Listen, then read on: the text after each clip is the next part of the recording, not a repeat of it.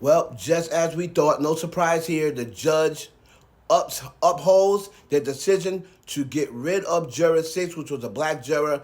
The defense put in a motion late last night to try to stop this and leave this juror on, citing that it was, it's pretty much racial profiling. They're saying it was because the juror was black. Now, from what I hear, there's only, I think, one other black juror left, or maybe one other black male and maybe a black female. And now I'm hearing that the prosecution is trying to go after another juror and have them removed. What they are simply doing is trying to remove every single juror that they think might vote for Diddy or have a Diddy vote or be what they call a Diddy juror.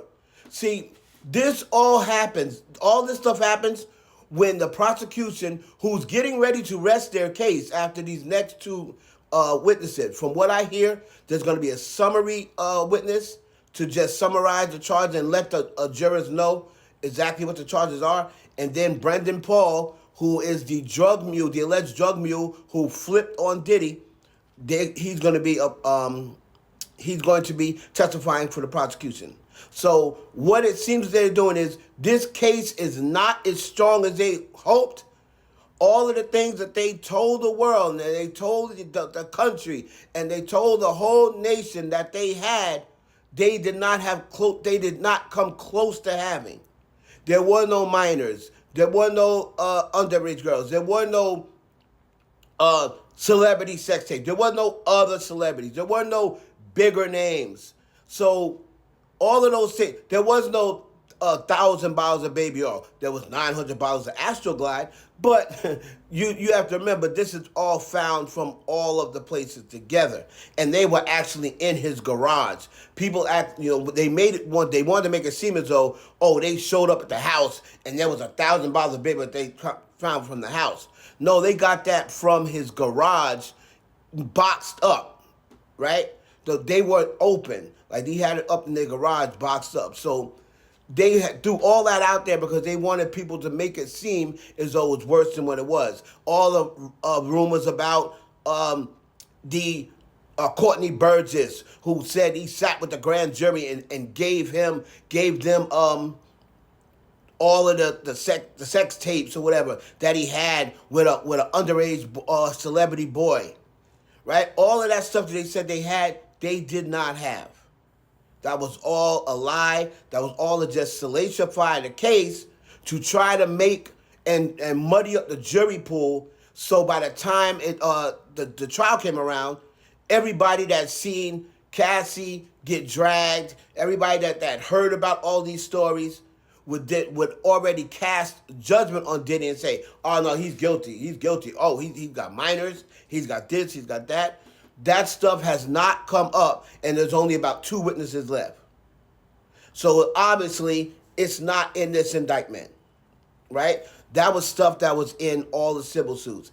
And the government, from day one, every single big decision that they asked for, this judge, Sumerian, whatever, gives them every single thing they want. And the defense, this is now the 3rd mistrial they asked for, and they keep getting denied. So even from the beginning, the defense couldn't get bail. They can't get a mistrial. Every single thing they can't get the jurors on that they want. Now they can't even keep a jury that they wanted to keep on. They are trying their best to limit Diddy's opportunity to win this case.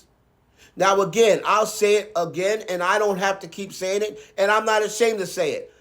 Am I now rooting for Diddy? Absolutely. I'm absolutely rooting for Diddy to get off.